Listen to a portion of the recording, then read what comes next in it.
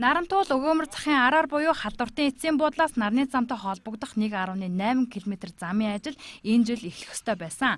Урьд жил замын шорон хүчилтийн ажил хийгдсэн боловч энэ жил хатуу хүчилтийн ажил нь хийгдээгүй байна. Гэвч одоогоор энэ зам шороо тоос нь манарсан, явхын аргагүй, бороо их орсны улмаас том нөхөөс машинууд эд ангиа эвтгэхээр босон байна. Иргэд одоо мэдэж эхэлж байна л да. Нарны замаа шууд ийшээ халдвартын эцэс рүү ороод ирчдэг хөдөлгөөн ер нь бий болсон. Тийм учраас энэ хөдөлгөөний зам хэрэг ашиглалтанд орчих юм бол энэний хөдөлгөөн нэмэгдээд нарны замын ачаал бол тодорхой хэмжээгээр буурнаа. Явгууны хөдөлгөөн маш ихтэй. Энэ халдвартын эцэс явгууны зам байхгүй гэсэн халдвартын эцэс нарантуулыг халдвартын эцэстээр нэг автобусаас буугаад тэгээд нарантуулыг зорьсон явган хөдөлгөөний маш ихтэй байдаг учраас энэ заавал явган зам гэдэг ойлголтыг зохицоор шийдэх шаардлагатай.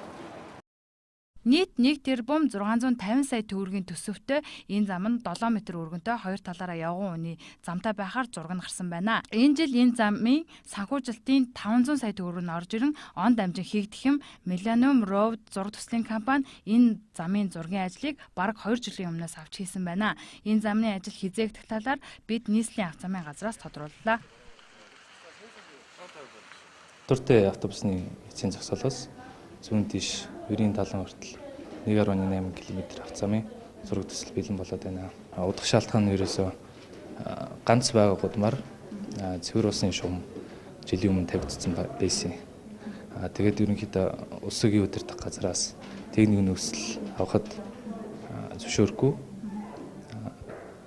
Яг бол шугамын гинтэл орох магадaltaа гэдэг үндслээр бүтэн жил ерөнхийдөө техникийн нөхцөл гарахгүй байсан. Авто зам нь бол энэ жил тавигдахаар төлөвлөсөн байгаа. Холбогдох одоо авто замын зураг төслийг нийслэлийн худалдаа ажиллагааны газарт хүлээлгээд өгсөн байгаа нийслэл. Нийслэлийн авто замын газраас зураг төсөл нь бэлэн болсон гэсэн боловч нийслэлийн худалдаа авах ажиллагааны газар энэ зураг тусгагдаагүй олон зүйл байна. Тэр зам тавигдах газар олон сугам шүлжээ явж байгаа. Ялангуяа ус сувгийн цэвэр бохирын шугам явж байгаа. Энэ зурагт шугамыг яаж шийдэх талаар тусгаагүй байна. Тиймээс бид зураг төслийг буцаана гэсэн юм а. Шугам сүлжээний зардал нэмэгдвэл энэ замын төсөв 40-50% нэмэгдэх юм. Зураг төсөл нь бүрэн гараагүй байхад төсөв нь батлагддаг уруу тогтолцооны балгаар Нарантуул захын арын зам хизээ эхлэх нь тодорхойг байна.